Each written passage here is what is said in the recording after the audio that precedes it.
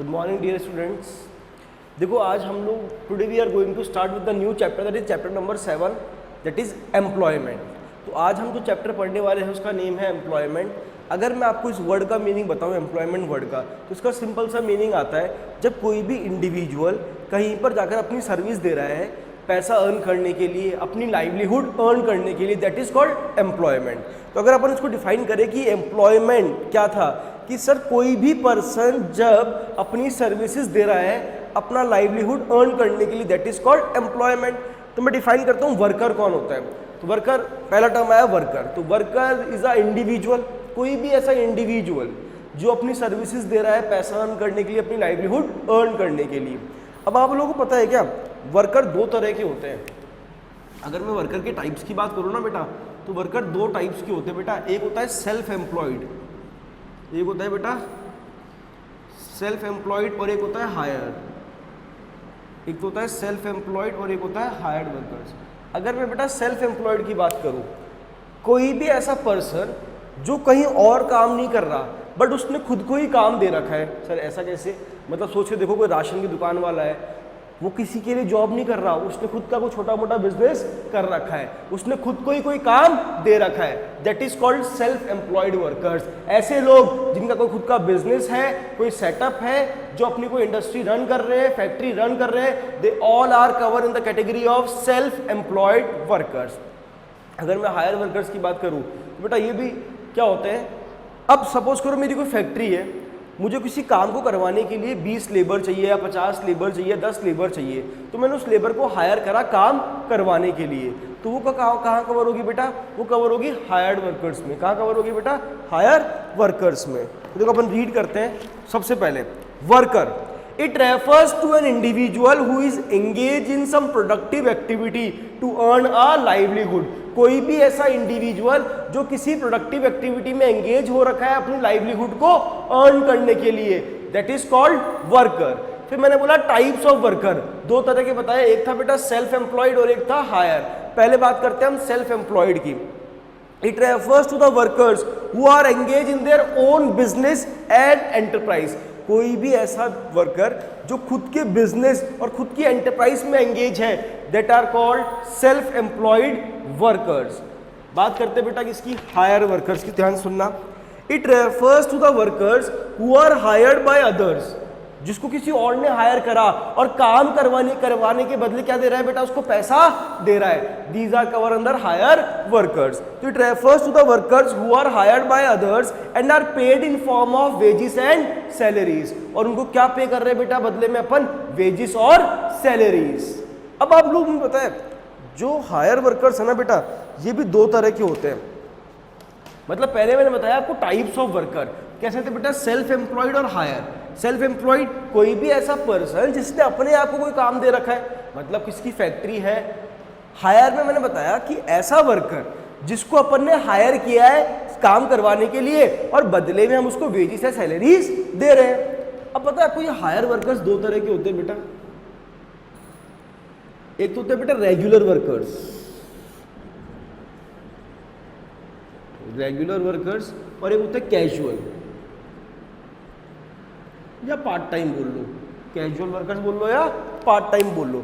अगर मैं आपको बताऊं रेगुलर वर्कर्स की बात, भाई सपोज करो मैं मंथ में 30 डेज जॉब पे जाता हूँ, ईयर में मतलब संडे को लीव कर दो 26 डेज जाता हूँ, ईयर में 300 दिन काम पर जा रहा हूँ। मतलब मैं सुबह 9 बजे निकलता हूँ अर्ली मॉर्निंग, शाम को 5 बजे या 6 बजे या 7 बजे जो भी मेरा टाइम है ऑफ करके ऑफिस से लीव करके घर आ जाता हूँ। डेली मेरा ये रूटीन है, सुबह जाओ शाम को आ जाओ, सुबह जाओ शाम को आ जाओ। तो मैं किस में कवर होऊंगा बेटा? रेगुलर वर्कर्स में, जो साल के 12 महीने काम करता है और सेम रूटीन उसका फॉलो अप होता है। These are called regular workers. लेकिन ऐसे लोग, जैसे दिवाली आ रही थी, मुझे घर पे पेंट करवाना था, तो मैंने किसी को कॉन्ट्रैक्ट दे दिया, उसने मेरे लिए 20 दिन काम करा, मैंने उसको पैसा दिया और वो चला गया। वो किसका एग्जाम्पल है? कैजुअल वर्कर्स का। उसको मैं 12 मंथ्स के लिए काम नहीं दे रहा, कुछ मेरे को सफाई करवानी थी, मैंने 5 बंदे बुलाए, सफाई करवाई, उनको पैसा दिया, उनकी छुट्टी कर दी। These are called casual workers, these are called part time workers. तो बेटा हायर दो तरह के थे, रेगुलर और कैजुअल। रेगुलर की बात करें तो हम ऐसे लोग जो आ रहे हैं, काम कर रहे हैं और डेली रूटीन वाले। कैजुअल मतलब जो पार्ट टाइम वर्कर्स होते हैं, जिनका कोई फिक्स टाइम पीरियड नहीं है, कब जब काम होगा तो करेंगे, काम नहीं होगा तो घर बैठेंगे। These are called casual workers. हम बात करते हैं देखो रेगुलर वर्कर्स की। When a worker is engage by an individual और a enterprise and is paid wages on the regular basis, then they are known as regular workers और regular salaried employees. तब क्या बोला जाएगा बेटा उनको? रेगुलर वर्कर्स या फिर regular salaried employees. In India 50% of the total workforce is engage as a regular worker. और अगर मैं इंडिया की बात करूँ ना बेटा, तो इंडिया में अराउंड 15% लोग कैसे एंगेज है बेटा? As a regular worker engage है। तो क्लियर हुई definition. For example teachers, office employees, manager, ये सब किसके एग्जाम्पल है बेटा? रेगुलर वर्कर्स के। हम बात करते हैं बेटा कैजुअल वर्कर्स की, सुनना ध्यान से। These are also called part-time workers. तो it refers to the workers who are not engaged on regular basis. ऐसे लोग जो रेगुलर बेसिस पे एंगेज नहीं है, and they are casually engaged on a job in return get entertainment by the salary or wages. मतलब जितना time काम करवाया उतना टाइम का कुछ पैसा मिल जाएगा। मतलब जैसे 4 दिन काम किए तो 4 डे का पे मिल जाएगा, 10 दिन काम किए तो 10 दिन का पे इनको मिल जाएगा। अब सुनना ध्यान से, जो रेगुलर वर्कर्स होते हैं ना, इनकी जॉब सिक्योरिटी होती है, बट इनकी कोई जॉब सिक्योरिटी भी नहीं होती। इनको सोशल बेनिफिट मिलता है, मतलब इनकी जॉब सिक्योरिटी होती है, इनको सोशल बेनिफिट भी मिलता है, लाइक इनका पीएफ वगैरह भी कटता है, बट इनको ना तो जॉब सिक्योरिटी मिलती है, ना ही इनको कोई सोशल बेनिफिट मिलता है। मतलब इनकी जॉब फिक्स नहीं है, सिक्योर्ड नहीं है, ना ही इनके पास इनको कोई सोशल बेनिफिट मिलता है, लाइक ना तो इनका कोई पीएफ कटता है, ना कोई ईएसआई कटता है, ना कोई टीडीएस। मतलब रेगुलर वर्कर्स को जॉब सिक्योरिटी भी है और सोशल बेनिफिट भी मिलता है। तो अपन ने स्टार्ट किया बेटा chapter number 7, that is employment. सबसे पहले अपन ने डिफाइन किया वर्कर्स। तो मैंने आपको बताया वर्कर का मीनिंग क्या था? कोई भी ऐसा इंडिविजुअल जो अपनी लाइवलीहुड अर्न कर रहा है। बात करें वर्कर के बाद, तो मैंने बताया टाइप्स ऑफ वर्कर 2 तरह के थे। पहला था बेटा सेल्फ एम्प्लॉयड, दूसरा था हायर। मैंने बताया कि जिसने अपने आप को काम दे रखा है उसको बोला गया सेल्फ एम्प्लॉयड। अगर मैं हायर वर्कर की बात करूं तो हमने किसी को हायर कर रखा है, बदले में उसको पैसा दिया। हायर वर्कर 2 तरह के होते हैं बेटा, रेगुलर और कैजुअल। तो आई होप आपको ये टॉपिक क्लियर हुआ होगा बेटा। कौन सा? टाइप्स ऑफ वर्कर कौन कौन से थे सर? पहला सेल्फ एम्प्लॉयड और हायर। हायर में 2 थे, रेगुलर और कैजुअल वर्कर्स।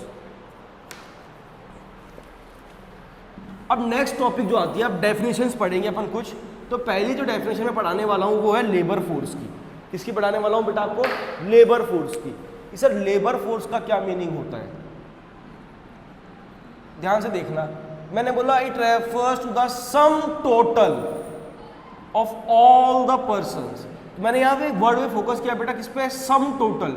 सम टोटल का मतलब क्या है? यहाँ पे सारे लोग कवर कर लिए। Sum total of all the persons who are willing and able to work. वो सारे लोग जो काम करना चाहते हैं और काम कर भी सकते हैं। तो who are willing and able to work. Willing मतलब काम करना चाहते हैं, एबल मतलब काम कर भी सकते हैं। At a existing wage rate, जो भी वेज रेट इकोनॉमी में अवेलेबल है उस वेज रेट के ऊपर। तो अपन बात करते हैं बेटा लेबर फोर्स की। क्या बोला? It refers to the sum total of all the individuals. Sum total of all the individuals who are willing and able to work at the existing wage rate in the economy. वो सारे लोग जो काम कर सकते हैं और काम करना चाहते हैं और वो काम कर रहे हैं। These are the part of labour force. तो किसका पार्ट होगी बेटा? लेबर फोर्स का। आगे लिखता हूं मैं, it includes, labour force includes both employed as well as unemployed. तो यहाँ पे एम्प्लॉयड भी आते हैं बेटा और अनएम्प्लॉयड भी आते हैं। तो यहाँ हम दोनों को काउंट कर रहे हैं, जो काम कर रहा है और जो काम ढूंढ रहा है। तो देखो it includes both employed as well as unemployed. तो क्या था बेटा labour force? Sum total of all the individuals who are willing and able to work at the existing wage rate and it includes both employed as well as unemployed. तो labour force का example formula लिखता हूं बेटा। इसका formula है person working, मतलब employed, person working plus person seeking for work, जो काम कर रहा है वो और जो काम ढूंढ रहा है वो, दोनों के दोनों कहां कवर होंगे बेटा? लेबर फोर्स के अंदर। तो देखो अपन ने 3 पार्ट में डिवाइड किया। What do you mean by labour force? Sir, it refers to the sum total of all the individuals who are willing and able to work at the existing wage rate and it includes both employed as well as unemployed. मतलब employed मतलब जो काम कर रहा है, unemployed मतलब जो काम ढूंढ रहा है। तो person working plus person seeking for work, ये था बेटा लेबर फोर्स। तो आई होप आपको कंसेप्ट समझ में आया होगा। क्या बोला मैंने लेबर फोर्स में? 3 पॉइंट बोले sir. Sum total of all the individuals who are willing and able to work, it includes both employed as well as unemployed, और एक formula person working plus person seeking for work. ये अपन ने define किया concept, कौन सा बेटा? Labour force. अब नेक्स्ट कंसेप्ट अपन जो डिफाइन करेंगे बेटा वो करेंगे अपन वर्क फोर्स का। कौन सा करेंगे बेटा? Work force. तो देखो ध्यान से देखना,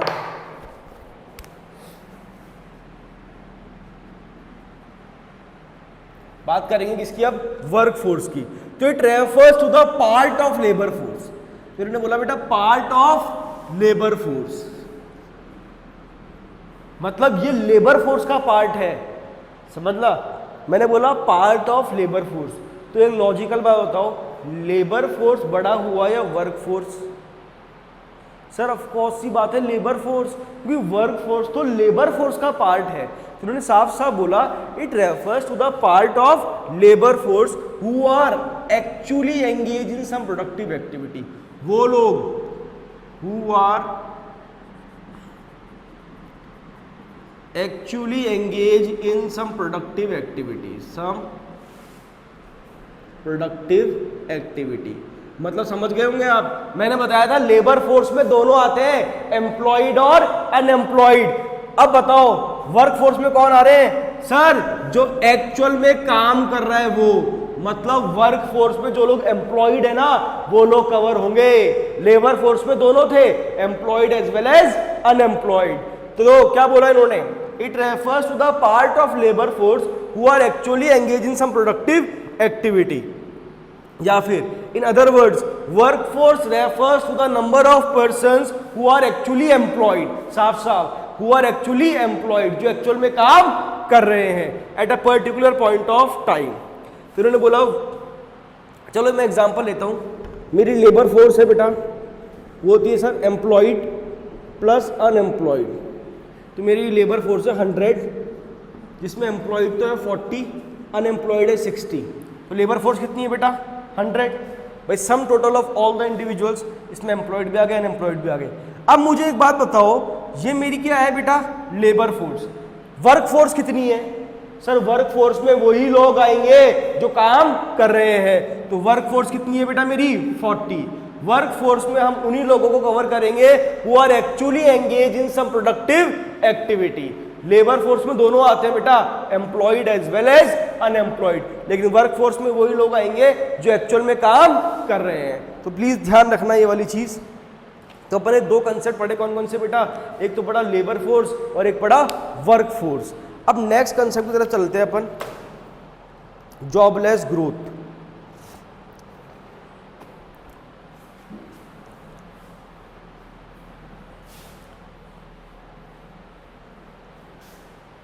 तो बहुत सिंपल कंसेप्ट है, बहुत अच्छा मीनिंग है, मैं समझाने की कोशिश करता हूं आपको, देखना आप।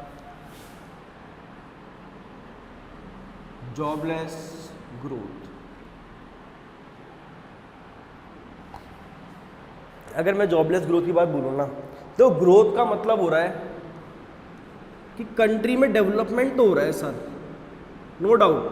ग्रोथ मतलब कंट्री में डेवलपमेंट तो हो रहा है, कंट्री का जीडीपी तो बढ़ रहा है,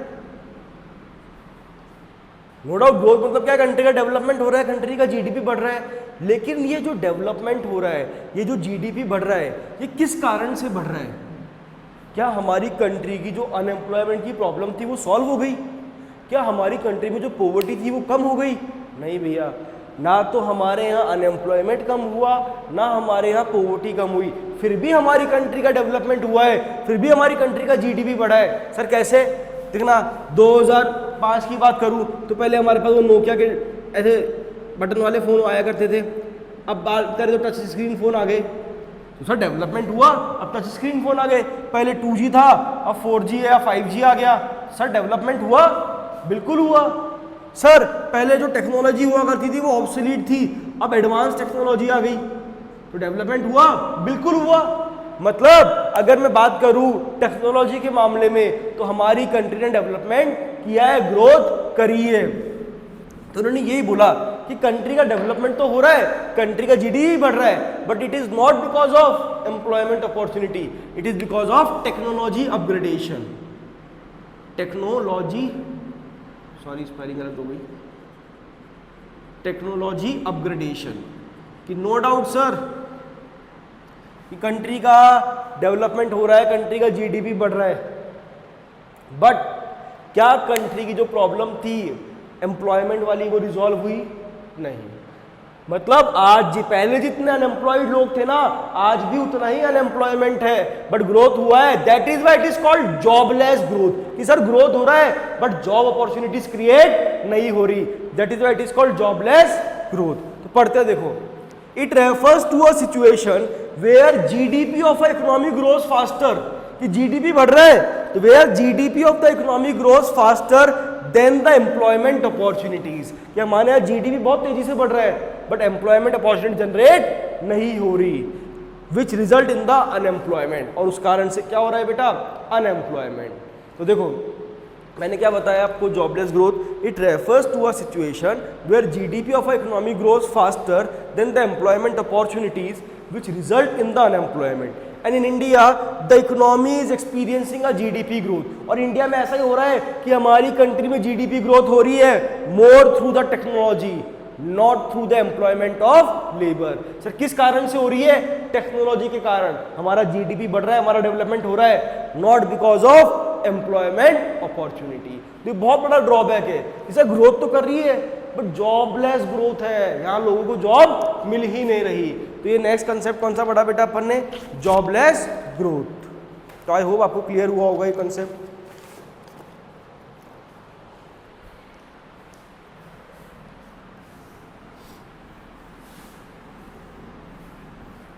नेक्स्ट टॉपिक आता है बेटा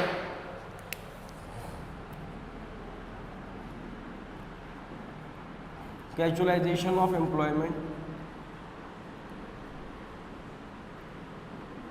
बहुत सिंपल सा है, मैं ऐसा बोलूं कंट्री में कैजुअल वर्कर्स 100 है, रेगुलर वर्कर्स 20 है, तो बोल सकता हूं कि सर कैजुअल वर्कर्स ज़्यादा है as compare to regular workers.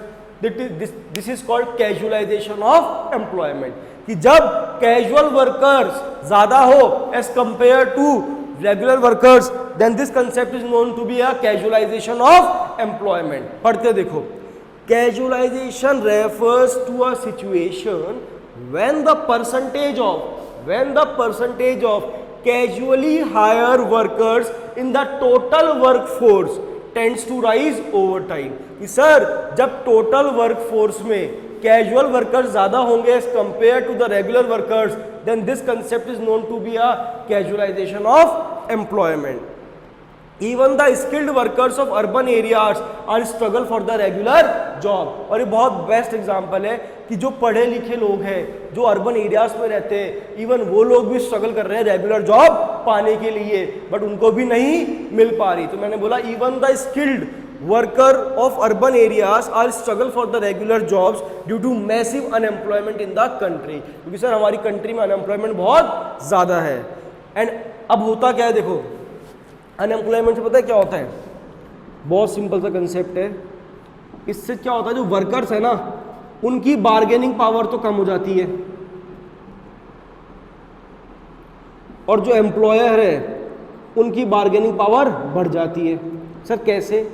भाई आज मैं 2 महीने से या 2 साल से अनएम्प्लॉयड हूँ, मैं सोचता हूँ कि यार मैं जहाँ जॉब करूँगा ना एटलीस्ट मुझे 50,000 पर मंथ तो मिले, लेकिन मैं 2 साल से अनएम्प्लॉयड हूँ बेटा। अब मुझे एक जॉब ऑफर आया, उन्होंने बोला कि we will pay you 35,000 per month. मैं क्या सोचूंगा 50 छोड़ो 35 मिल रही, वही ठीक है। 2 साल से पहले क्या बैठा हूं मैं, अनएम्प्लॉयड, बेरोजगार। तो उससे हुआ क्या, वर्कर की बार्गेनिंग पावर कम हो जाती है, क्योंकि कंट्री में अनएम्प्लॉयमेंट बहुत ज्यादा है, और जो एम्प्लॉयर है उसकी बार्गेनिंग पावर बढ़ जाती है। वो कर सकता है बार्गेनिंग, उसको पता है अगर इसको मैं हायर नहीं करूंगा तो मैं किसी और को हायर कर लूंगा।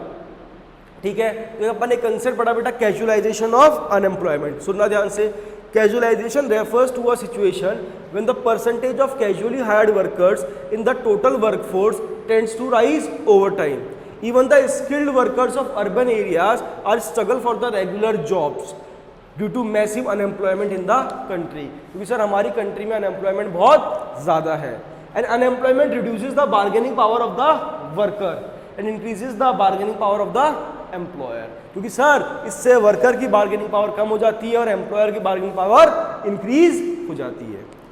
तो देखो ये कंसेप्ट था बेटा कौन सा, कैजुअलाइजेशन ऑफ एम्प्लॉयमेंट। नेक्स्ट आता है बेटा इनफॉर्मलाइजेशन। तो देखो अगर मैं आपसे डिस्कस करूँ, अपन ने चैप्टर कौन सा स्टार्ट किया बेटा, हमने स्टार्ट किया chapter number 7 that is employment. तो अपन ने पहले डिफाइन किया कि वर्कर कौन था, फिर अपन ने डिफाइन किया टाइप्स ऑफ वर्कर। 2 तरह के बताए मैंने आपको, एक तो था बेटा रेगुलर वर्कर, एक था सेल्फ एम्प्लॉयड और एक था हायर्ड। सेल्फ एम्प्लॉयड मतलब जब वर्कर अपने आप को काम दे रखा है तो उसको कहते हैं सेल्फ एम्प्लॉयड। और अगर मैं हायर वर्कर की बात करूँ तो हायर वर्कर में क्या था बेटा, हायर वर्कर में 2 थे, कौन कौन से बेटा सर, एक तो था रेगुलर और एक था कैजुअल। फिर अपन ने धीरे धीरे चैप्टर को आगे बढ़ाया, कुछ कंसेप्ट पढ़े। ऐसे अपन एक और कंसेप्ट पढ़ने वाले हैं, वो कंसेप्ट है बेटा informalization of employment. Informalization of employment,